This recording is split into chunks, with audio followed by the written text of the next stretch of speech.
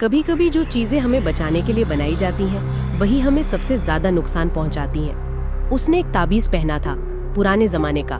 कहते थे बुरी नजर से बचाता है, लेकिन किसी को क्या पता था कि वो ताबीज किसी आम इंसान का नहीं, बल्कि एक शैतानी रूह का कैद खाना था। और जैसे जैसे रात गहराई, उसके साथ कुछ ऐसा हुआ जिसे सुनकर आपका खून ठंडा पड़ जाएगा। आइए इस कहानी की परतें खोलते हैं। अद्विका एक पहाड़ी गांव की सीधी साधी लड़की थी, जो ना जाने क्यों पिछले कुछ महीनों से अजीब अजीब चीजें महसूस कर रही थी।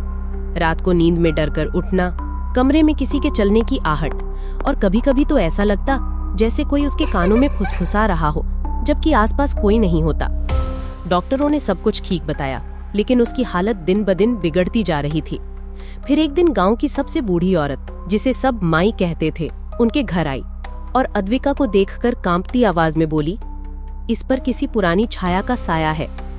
और अपनी झोली से एक काले धागे में बंधा ताबीज निकालकर उसकी माँ को दे दिया। साथ में चेतावनी दी, इसे कभी मत उतारना, वरना जो बंधा है वो आजाद हो जाएगा।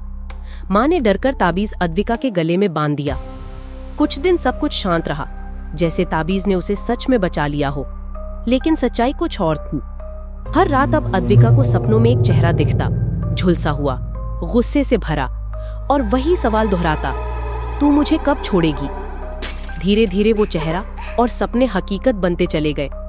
एक दिन जब अद्विका स्कूल से लौट रही थी, तो वो बेहोश होकर गिर गई। होश आया तो उसके पास एक पुरानी किताब पड़ी थी, जिसमें लिखा था कि ये ताबीज किसी आत्मा की कैदगाह है और हर 100 साल में वो रूह आजाद होने की कोशिश करती है। और अगर ताबीज को जबरदस्ती हटाया जाए तो वो आत्मा उस इंसान को सबसे पहले मारती है जिसने उसे पहना हो। अब अद्विका को एहसास हुआ कि वो हर रात जिस रूह से मिल रही थी, वो अब उसके अंदर आने लगी थी। उसने ताबीज उतारने की कोशिश की, लेकिन उसकी गर्दन पर निशान बनने लगे, जैसे कोई अदृश्य रस्सी उसे कस रही हो। वो भागी, माई के पास पहुंची, पर तब तक माई मर चुकी थी और उसके हाथ में वही ताबीज का एक और जोड़ा पड़ा था। उस रात अद्विका को पूरी नींद नहीं आई। वो उठी, आईने में देखा तो उसकी आंखें काली हो चुकी थीं, और फिर वो चुपचाप घर से निकली, अंधेरे जंगल में चली गई।